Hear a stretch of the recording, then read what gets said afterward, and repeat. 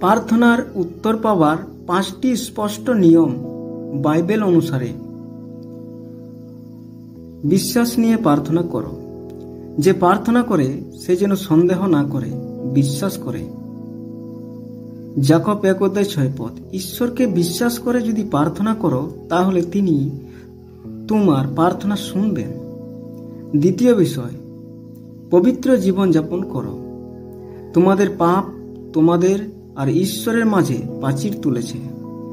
যিশায়া 59:2। যদি তোমরা মনে পাপ থাকে এবং তুমি ক্ষমা না চাও তাহলে ঈশ্বর উত্তর দিবেন না। তৃতীয় বিষয়, যিশুর নামে প্রার্থনা করো। প্রভু যিশু তিনি বলেছেন, আমার নামে যা কিছু চাইবে আমি তা করব।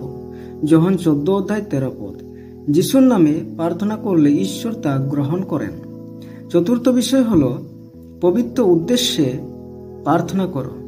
তোমরা যা কিছু চাও নিজের জন্য নয়। যদি আমরা নিজেদের জন্য চাই তবে উত্তর কখনো পাবো না। কেননা বাইবেলের মধ্যে লেখা আছে যাকব পুস্তক 4:3। যদি নিজের লোভ বা খারাপ উদ্দেশ্য কিছু চাই তাহলে ঈশ্বর তা দেবেন না। পঞ্চম বিষয়, অবিরাম ও ধৈর্য সহ প্রার্থনা করো। অবিরাম প্রার্থনা করো। 1 থিসসলুনিকিয়া 5:17। অনেক সময় ঈশ্বর সাথে সাথে উত্তর দেন না।